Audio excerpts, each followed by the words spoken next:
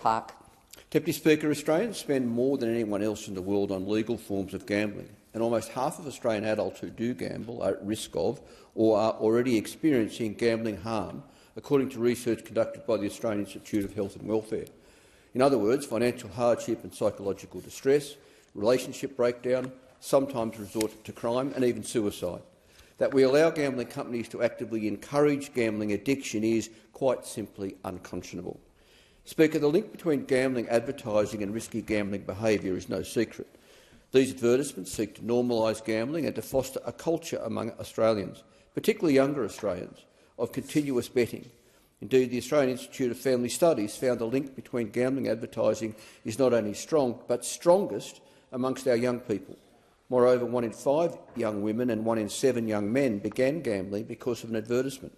Worse still, Deputy Speaker, 40% of those already at risk of gambling-related harm gamble impulsively after seeing or hearing promotional material. No wonder recent research shows that gambling addicts make up 20% of some sports betting companies' entire customer base. Surely this is unacceptable. Surely it must end. Speaker, I am constantly told by constituents that they are sick to death of the incessant gambling advertising campaigns, especially in recent years when there has been a surge of exposure to gambling marketing, advertising and sponsorships. Indeed, the Australian Communications and Media Authority reports more than 1 million ads bombarding Australians between 2022 and 2023 alone, which genuinely is an onslaught of harmful messaging that can no longer be ignored. And, Speaker, behind these statistics are real people, like Mark Kempster, a constituent and recovering gambling addict who has lost around $100,000. Despite repeatedly pleading with gambling companies not to contact him and being on an exclusion list, Mark still found himself receiving emails offering him bonuses to open new accounts. In other words, in the words of Mark himself, these types of unsolicited advances can ruin people's lives, and he's right. They did their best to try and ruin his. And then there's Gavin Fineff, the former financial advisor who gambled and lost $8 million of his clients' money with the willing assistance of Tabcorp, Ladbrokes and BetEasy. Yes, Gavin understands he did the wrong thing and is now in jail, but he's not the only one to blame, because the predatory practices of the gambling companies clearly facilitated and encouraged Gavin's gambling addiction, offering him VIP status, bonus bets and even tickets to big sporting events. Speaker, the government cannot allow this madness to continue. Indeed, when the Standing Committee on Social Policy and Legal Affairs, chaired by the late Peter Murphy, published their report on online gambling harm last year, they made 31 recommendations, including banning gambling advertising.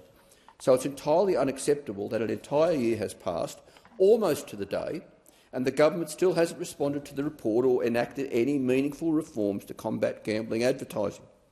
But I suppose that's not inconsistent with the report released by the Centre for Public Integrity last year, which shows that $24 million in donations have flowed to Labor and the Coalition from the gambling industry over the past 2 decades.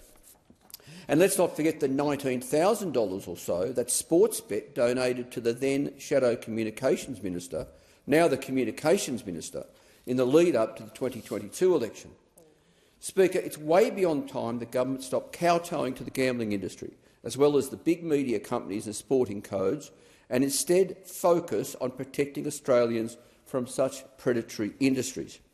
Deputy Speaker, the voice of the community is loud and clear on this issue, and the government needs to start listening. There is simply no place for gambling advertising in the Australian media, and it's way beyond time it was banned. The member for Mayo's bill would do just that, and I'm delighted to support and second it for the second time, I think, Deputy Speaker, due to the continuing inaction of governments.